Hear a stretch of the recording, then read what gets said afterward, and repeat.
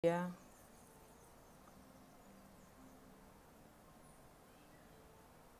Bom dia. Acho que agora foi. Então, mais um dia aqui que a gente vai fazer uma live, bom dia, falando sobre o glaucoma. Estamos no mês de combate ao glaucoma, que é uma das maiores causas de cegueira ainda no mundo, né? Então a gente dedicou meia hora aí por dia nesse mês de maio para desmistificar muitos enganos comuns que a gente ainda observa em relação ao glaucoma.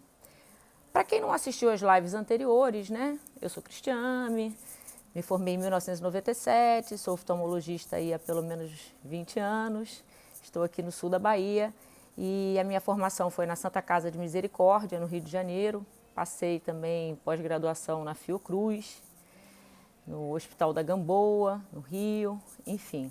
Saudações aí para o pessoal do Rio. E há muitos anos já também vim morar na Bahia. Então eu estou na Bahia há mais de 15 anos, fazendo um trabalho aqui no sul da Bahia.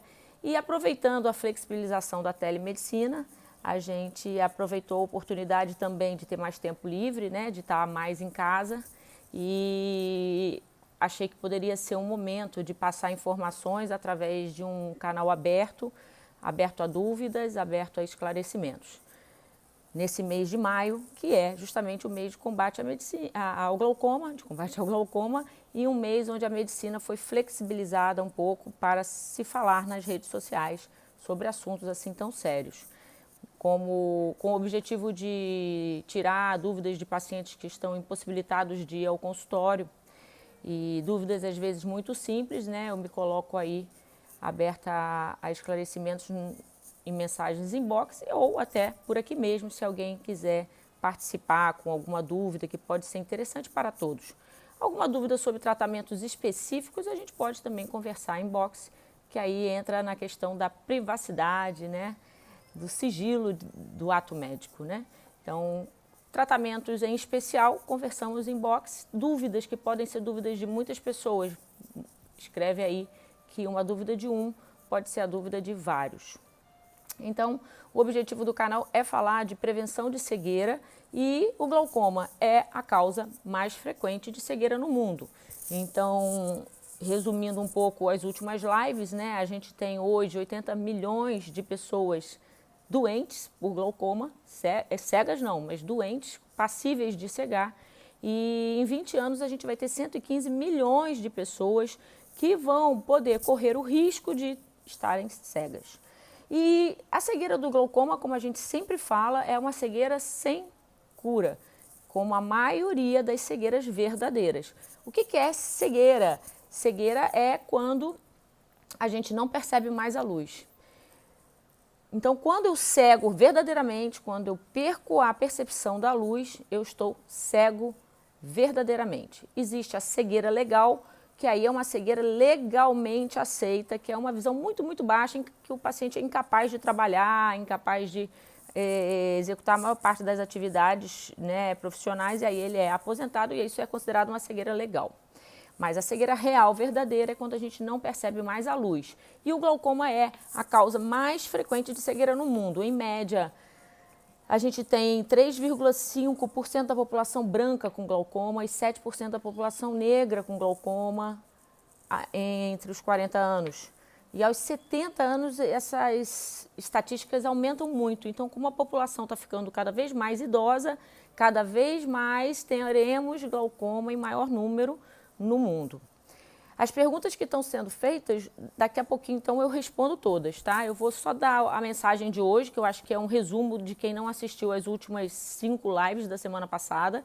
Hoje a gente vai sintetizar tudo, são informações importantíssimas e rápidas de captar e que ajudam muito a pessoa não cair na cilada do glaucoma, porque o glaucoma é uma doença silenciosa, assintomática e possui várias máscaras, várias facetas. O glaucoma não é uma doença fácil, gente, acreditem. Ele tem mais de 30 subtipos. Então, a gente tem glaucomas de várias apresentações, de várias formas, e por isso é uma doença traiçoeira. E se o paciente não se conscientizar de que ele tem que fazer exame para ver se tem ou não glaucoma, a gente acaba pegando esse paciente tarde demais. Quando ele sentir alguma coisa, é já fim de festa mesmo. A gente já está numa fase final, num quadro gravíssimo de doença. Então, não espere chegar nesse momento para procurar ajuda. Então, bom dia a todo mundo que entrou, bom dia Ricardo, bom dia Wesley, bom dia o pessoal que já foi passando aí, eu não estou vendo mais o nome, mas enfim. A mensagem de hoje é resumindo os 10 maiores erros, as 10 coisas mais importantes que a pessoa precisa saber para não cair na cilada do glaucoma. Primeiro é achar que eu não sinto nada e eu não tenho nada, que a gente massacrou essa informação semana passada e hoje novamente eu começo falando sobre isso. Aquela pessoa que espera sentir alguma coisa para ir ao médico é o paciente que cega. Ainda hoje é esse paciente que vai evoluir mal, porque ele vai chegar numa fase muito tardia. O segundo é achar que toda pessoa que tem pressão do olho boa não tem glaucoma. Ou seja, o glaucoma é uma doença só de pressão do olho alta. Infelizmente, a gente vê ainda profissionais da saúde pensando assim. E isso até entre os profissionais da saúde ainda existe, porque ainda existe esse desconhecimento em relação a essa crença. Porque esse tipo de glaucoma de pressão baixa, de pressão normal, só foi oficialmente aceito e classificado como um tipo de glaucoma em 1980, gente. É uma coisa de 40 anos, é muito recente. Para quem não sabe a história do glaucoma, a primeira vez que ele foi descrito foi em 860 antes de Cristo, por Hipócrates. Então, o glaucoma é uma doença que o primeiro registro foi feito pelo Hipócrates. Né? Então, é algo muito antigo. Porém, esse glaucoma de pressão baixa, esse glaucoma de pressão normal, ele só foi descrito e reconhecido como sendo um tipo de glaucoma que ninguém achava que era em 1980. Então, o glaucoma, olha como ele tapeia até Hipócrates. Mas, enfim, é uma coisa, é um capítulo, não é um capítulo, na verdade. O glaucoma são tratados da oftalmologia, né? Não é um livro. Então, esses dois principais. Outro erro comum é a pessoa achar que ela vê dos lados e ela não tem glaucoma. Isso eu expliquei muito semana passada, mas hoje eu vou dar um resumo. Por que quando eu perco a minha visão periférica no glaucoma, eu não percebo que eu estou perdendo? Primeiro, porque esse olho compensa esse. Então, se eu perco uma parte desse olhinho aqui na visão do lado, mesmo com ele fechado, esse olho vê essa parte. Então, o meu cérebro entende que estou vendo tudo. E outro problema que eu acho que é o que ninguém imagina, que a primeira parte do campo visual que se perde é a parte desse lado aqui, ó, que o nariz também tampa. Então a gente não percebe mesmo, porque o próprio nariz já faz essa barreira e a gente não vê de qualquer jeito. Esse é um erro comum. Outro erro constante que as pessoas referem muito é que o glaucoma só tem um tipo, né? Isso a gente acabou de falar. O glaucoma não tem só um tipo. E o glaucoma, as pessoas acham que quando tem um diagnóstico de glaucoma, necessariamente elas vão cegar. Não é verdade. O glaucoma tem, sim, tratamentos excelentes. O glaucoma tem tratamentos fantásticos e variados. Não necessariamente a pessoa cega por ter um diagnóstico de glaucoma. O que ela vai ter que entender é que é uma doença crônica. Esse é um outro mito. A pessoa acha que vai usar o colírio uma vez e vai ficar curado do glaucoma. Não é assim. O glaucoma é um tratamento igual ao da pressão alta e do diabetes. A gente faz todo dia, não importa o que a gente vá fazer naquele dia, independente de sair de casa ou ficar em casa, assim como o remédio da pressão alta, o remédio do diabetes. O glaucoma é um remédio de uso diário e contínuo, então não se interrompe o tratamento. Inclusive, pequenas falhas que muitas vezes a gente observa que o paciente acaba de usar um colírio, esse colírio acaba, ele não tem um reserva e ele até lembrar de passar na farmácia vai sair uns 15 dias, ainda mais em fase de pandemia. Então, um conselho que a gente sempre dá para o paciente, aproveita que as farmácias têm desconto na hora de comprar os colírios, compra logo 3, não compra um só, porque vai acabar e no dia seguinte não vai conseguir na farmácia, no outro não vai, já interrompeu o tratamento. Outra coisa é o paciente achar que vai no consultório, mediu a pressão uma vez e basta. Ah, eu fui lá na consulta, minha pressão estava boa. Ah, o médico pediu esses exames aqui, mas minha pressão estava boa, não vou fazer não. Gente, a pressão ocular, ela não é fixa. Ela não fica o tempo inteiro no mesmo valor, assim como o diabetes, a glicemia não fica, assim como a pressão alta, a pressão arterial também não fica, o tempo inteiro igual, quer dizer, nós somos dinâmicos, nós somos variáveis o tempo inteiro. Horas a gente bebe mais água, horas a gente bebe menos água, horas a gente acabou de comer, horas a gente não acabou de comer, horas a gente está deitado, horas a gente está em pé, horas a gente está de cabeça para baixo, enfim. Por que eu falo da cabeça para baixo, né? Coisa estranha, quem fica de cabeça para baixo? O pessoal da yoga. O pessoal que faz yoga fica muito de cabeça para baixo. E ficar de cabeça para baixo por muitos segundos, minutos, para uma pessoa com glaucoma não é bom, porque aumenta 200% a pressão ocular. Então, você imagina, minha pressão é 20, eu fico quantas, sei lá, respirações, mas assim, vai dar uns 3 minutos, 4 minutos, de cabeça para baixo, é como se eu ficasse sufocando o meu nervo óptico. Só que, imagina, uma pessoa que sufoca no pescoço, depois de 1 minuto, 2 minutos, ela desmaia, né? Porque falta oxigênio. Nesse caso, sufoca o nervo óptico, lá dentro do olhinho. E ele fica também sem oxigênio. E o fato de ficar sem oxigênio dá sérias lesões e permanentes. Então, é só um exemplo. Outro mito, falando da yoga, pegando esse gancho, é que estilo de vida não influencia no glaucoma. Influencia muito no glaucoma. Então, outro mito, achar que eu não preciso fazer nada além de usar o meu colírio e eu estarei tratando e estarei salvo de uma cegueira pelo glaucoma. É um mito. O olho caminha junto com todos os órgãos. Então, não adianta a gente achar que só tratando com colírio, esse olho não vai sofrer da hipertensão, do diabetes, da aterosclerose que eu tenho através de sedentarismo, através do tabagismo, através da má alimentação. Eu vou adquirindo um perfil devido ao meu hábito de vida que é muito prejudicial no glaucoma também.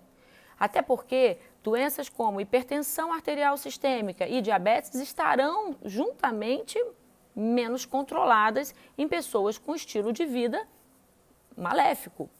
No sentido, pessoas que bebem muito, fumam muito, não se exercitam, comem muita gordura, né?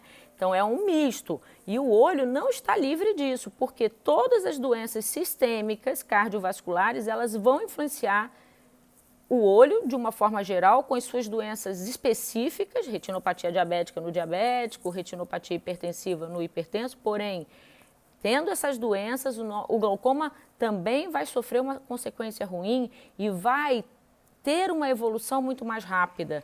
Então, é muito importante lembrar que estilo de vida é fundamental para se conseguir otimizar o tempo de vida do nosso nervo óptico. Todo órgão nasce com um tempo de vida, apoptose, né, chamado. E isso influencia muito com a qualidade de vida e o estilo de vida que eu levo. Bom, vale a pena falar que hoje, em relação ao estilo de vida, eu vejo muitas pessoas tratando o glaucoma com marihuana. E isso não é aconselhável. Por quê? Porque produz uma redução, sim, quer dizer, gera uma redução da pressão intraocular, mas ela é pequena e passageira. Então, não é um hábito aconselhável falando de estilo de vida no objetivo de tratar glaucoma. Tem que se ter uma droga que tem efeito por um número de horas certo e uma eficácia comprovada. No futuro pode ser uma opção. Enfim, outra coisa que eu queria falar também é a respeito de algumas pessoas acharem que fazendo alguns exercícios vai haver a cura do glaucoma. Essa é uma fake recente, né? Não estava nem no rol dos mitos que a gente ia falar, dos 10 maiores mitos do glaucoma, ainda não terminei de falar, mas falando dessa questão, cuidado com as fake news. Existem hoje fakes e não é uma fonte apenas. Eu já vi várias fontes, muito visualizadas, onde se indica tratamentos alternativos com a proposta de que você vai ter uma visão de águia, uma visão de, enfim, sensacional, biônica. Não é verdade, tá? Exercícios só mexem com a parte externa, né, da musculatura do olho. Então, esses exercícios, né, olha para cá, olha para cima, de variáveis de mirada, eles mexem com a musculatura extraocular. Isso funciona para doenças relacionadas à motilidade ocular, estrabismos, forias, enfim, não resolve no glaucoma. E como é uma doença assintomática, como a gente já falou, se você perder tempo com fake news, você pode chegar muito pior no consultório. Não faça isso, gente. Fake é uma coisa muito perigosa. Não compartilhe o que você não tem absoluta certeza. E algo que só uma pessoa fala, cuidado. Ninguém é o suprassumo Einstein moderno. Então, se por acaso existe uma informação que só uma pessoa tem, cuidado. Por que só uma pessoa tem aquela informação? Volto a falar, esse canal é um canal de oftalmologia para pessoas comuns, para pacientes, para clínicos gerais, para profissionais da área da saúde. Oftalmologistas não vão encontrar grandes novidades aqui. Por quê? Porque tudo que é falado aqui é falado com referências bibliográficas aceitas cientificamente, apresentadas em congresso, teremos participação de professores. Então, assim, eu não falo nenhuma novidade que nenhum outro oftalmologista saiba. Então, o objetivo do canal é passar informação. Cuidado com aqueles canais em que a pessoa passa uma informação que ninguém mais sabe, só aquela pessoa sabe aquilo, teve aquela sacada, meu Deus, e aquilo virou uma coisa quase certa. Não, gente, a fé é uma coisa, mas na saúde a gente tem que ter ciência. Além, claro, a fé ajuda a acreditar que o tratamento vai dar certo. Isso, sim, o otimismo é muito importante, de diversas formas. Mas não trate doenças sérias com tratamentos que não sejam cientificamente provados e que isso é um conhecimento da maioria dos médicos, tá? Bom, falando ainda de um mito que ontem foi discutido, a questão das poucas opções de tratamento para o glaucoma. Isso também é uma mentira, nós não temos poucas opções. Ontem até eu falei que a gente tinha 5 classes de drogas, de medicamentos, com várias opções de fabricantes em cada desses grupos. E eu ontem esqueci de falar um deles, eu citei 5 e falei 4. Na verdade, a gente vai revisar isso um pouquinho por conta disso.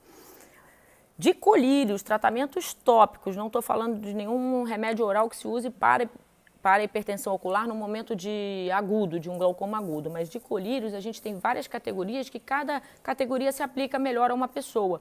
Então, algumas pessoas não podem usar, por exemplo, os beta-bloqueadores, porque elas possuem asma ou bloqueio cardíaco ou alguma alteração de condução cardíaca, marca-passo. Então, essas pessoas não devem usar beta-bloqueadores. Outras pessoas não devem usar alfa-agonistas, porque já tem pressão mais baixa, porque tem alguma tendência alérgica, eles dão um pouco mais de coceira, né? Existem pessoas que vão ser usuárias também dos inibidores da anidrase carbônica. Esses são colírios que agem geralmente associado a outros. Então, eles têm uma característica um pouquinho chata de ardência, mas, enfim, geralmente eles estão nas associações de colírios. Existem as prostaglandinas, que são os mais fáceis da pessoa usar, aquela pessoa que não tem muito tempo, vive correndo. Esses colírios, eles são usados uma vez só ao dia, de preferência, dependendo caso a caso, mas de preferência à noite. E tem alguns efeitos também e não podem ser usados por todo mundo. Como eu falei, todos os colírios, eles vão ter algumas características que favorecem a um grupo de pessoas e não favorecem a outro. Por isso, cuidado com aquele colírio que é muito bom para o seu vizinho, mas ele não sabe que você tem marca-passo. Aí você pega e compra o colírio que é muito bom do seu vizinho para glaucoma, vocês dois têm glaucoma e você acaba tendo um problema de uma bradicardia extrema, enfim. E o colírio que é bom para um não é bom para outro. Assim como uma pessoa que tem uma asma vai usar um colírio com beta-bloqueador, vai desencadear uma crise asmática, mesmo ela só tendo tido asma muito na infância. Isso é um fator muito pessoal. E existem os parasimpáticos miméticos, esse tipo de colírio, essa classe, ela hoje em dia não é mais usada tanto para uso contínuo, ela ficou mais reservada a casos de emergência, onde a pressão sobe muito e como eles aumentam a escoagem desse glaucoma de ângulo fechado, que é um glaucoma agudo, ainda se usa, embora cada vez mais seja difícil de encontrar esses colírios. A pilocarpina, quem é oftalmo sabe que esse colírio é um colírio muito antigo e é uma coisa preocupante que no quadro agudo ele ajuda muito, Enfim, basicamente hoje eu queria falar desses mitos que a gente já tinha falado um pouco durante a semana e dar um alerta também, já que a gente está falando de colírios, que existem colírios que podem desencadear um glaucoma. antecipar ou gerar um glaucoma em algumas pessoas quando são usados de forma errada. Não são os colírios que tratam, obviamente, mas existem colírios, gente, com corticoide, que são a o mais comum, por exemplo, assim, é a dexametasona, que a gente encontra muito em forma de colírio nas farmácias. Chama atenção porque são colírios que podem gerar catarata e glaucoma e, infelizmente, ao meu ver, eles são vendidos sem controle nenhum e são altamente perigosos. Então, esses colírios que a gente compra, que desinflamam o olho assim de uma forma impressionante e curam tudo, assim, cuidado. O corticoide, ele é um forte aliado em situações muito graves, como, por exemplo, uma queimadura por soda cáustica. Olha a situação, gente. Uma situação muito grave, ele realmente é usado. Ou outras situações onde o olho tem um quadro grave inflamatório por reumatismo. Reumatismo inflama o olho, a gente um dia vai falar sobre isso. Então, eles têm as suas indicações, mas eles também estão presentes em colírios comuns para conjuntivite. E a pessoa às vezes usa aquele colírio porque o médico passa por 7 dias e a pessoa acha que o colírio é tão legal porque ele, além de curar a conjuntivite, curou a coceira, deixou o olho clarinho e ela achou que aquilo fez muito bem. Realmente, em forma de sintomas, ele alivia muito os sintomas e a pessoa tem um alívio muito grande e acha que o colírio é muito bom, fez bem para mim, olha meu olho como está ótimo. O problema é que a pessoa para na primeira página. Existe a segunda página daquele colírio, a terceira página, e aí é o médico que sabe, porém, às vezes, a pessoa não consulta um médico e fica usando aquele colírio várias vezes, aquele colírio que ela achou que fez muito bem, e também, às vezes, compra no balcão da farmácia sem o menor critério. Então, cuidado com os colírios que têm prednisona, dexametasona, são substâncias perigosas, são substâncias que podem gerar, inclusive, um glaucoma, um problema que você fica aí para muito tempo, certo? Então, a princípio, eram essas as dicas e as informações mais importantes, né, que eu queria dar hoje. E a outra, que para terminar, o glaucoma é uma doença então que exige um acompanhamento, gente. Não é, fui uma vez ao médico, descobri aquele colírio único que ele passou, vai servir para a vida toda. Não, o glaucoma é uma doença mutável, ele vai mudando, mutável não, mas dinâmica. Então, hoje você precisa de um tipo de colírio, amanhã que eu digo passado algum tempo, 1 ou 2 anos, aquele colírio pode já ser fraco para você. E não é um colírio que perde apenas assim, a capacidade de fazer efeito. Só uma classe que tem um pouquinho de tolerância, mas a maioria não é isso. A maioria dos casos é porque a gente vai adquirindo uma pressão com o passar dos anos maior intraocular. Existem estudos em todas as partes do mundo com variáveis raciais, mas que mostram de uma forma geral que a cada 10 anos a pressão do nosso olho aumenta em 2 pontos. Então, numa média de 10 anos, avaliando a população normal, a gente tem um aumento a cada 10 anos de média 2 pontos de pressão ocular. Então, se o normal é de 10 a 20, em 50 anos a gente faz todo esse trajeto, não é isso? Sim, é isso. Então, fica aí essas dicas. Vou voltar aqui um pouquinho e responder as perguntas que a gente teve hoje. Basicamente, obrigada aí quem compareceu e teve essa pergunta. Estou com enxaqueca desde ontem, meus olhos latejam e é uma dor muito ruim. Sou alérgico à dipirona. O que posso tomar de medicamento contra essa dor?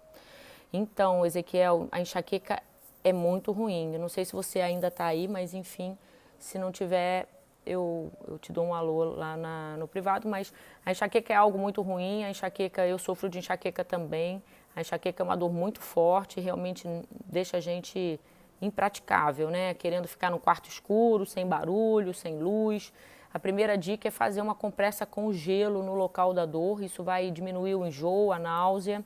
E se você é alérgico à dipirona, eu não sei se você é alérgico ao AS, às substâncias do Torcilax, que é uma outra substância, enfim, eu tenho que relembrar se o Torcilax não tem dipirona. Existem outros medicamentos que eu posso pesquisar e te passar em box, mas assim, se você não é alérgico ao AS, você poderia tomar uma aspirina. Primeiro a compressa com gelo, se tiver enjoado, a partir do momento que passa o enjoo, compressa com gelo, e poderia tomar uma aspirina, mas tem que ver se você não é alérgico. Essa talvez seja o caso de você ir num pronto atendimento, que é melhor. um pronto atendimento, eles podem fazer medicações endovenosas que têm um efeito mais rápido. Então, o meu conselho seria esse, vai num pronto atendimento. E a enxaqueca, Ezequiel, ela tem uma relação, uma frequência associada ao glaucoma também. Né? Fica esse alerta que a enxaqueca ela pode ser uma doença mais frequente na população glaucomatosa. Então, e vice-versa. Então, seria bom sempre referir a sua enxaqueca quando você vai ao oftalmologista. E sendo enxaqueca mesmo, não sendo uma sinusite, a compressa gelada ajuda muito no local da dor. Compressa gelada, eu acho que todas as vezes eu falei a gelada, né? É a gelada no local da dor e melhoras. A enxaqueca tem alguma coisa que você desequilibrou aí, ou você dormiu mal, ou você se alimentou mal, ou você comeu algo muito gordo, fora do seu padrão e pode desencadear enxaqueca, álcool. Agora que a gente está muito tempo em casa, é claro que dá vontade nesse friozinho de ficar tomando vinho. Vinho é um desencadeador de enxaqueca, então tem que ficar ligado o que está desencadeando a sua enxaqueca. Estresse desencadeia, também estamos vivendo uma fase estressante, então a enxaqueca ela realmente ela pede por um estilo de vida bem regular para que você não tenha crises. E em última instância você pode pedir ajuda para um neurologista que ele ajuda também. Tá? Boa sorte aí na sua enxaqueca e melhoras. Acho que foram todas as perguntas. Agradeço então quem participou. Essa live eu vou tentar salvar aí para 24 horas e se tiver alguma pergunta que ocorra depois, pode me mandar inbox. Obrigada por quem participou e uma ótima terça-feira para todos e quem puder fique em casa. Eu vou ficar em casa hoje, então fiquem em casa também. Quem puder, hoje é meu dia de posso, então vou aproveitar e estudar e fazer outras coisas. E é isso, gente. Mesmo estando em casa, tente manter uma rotina saudável, tire uma horinha para fazer exercícios, porque a vida não para. Então, vamos seguir adiante. Bom dia para todos.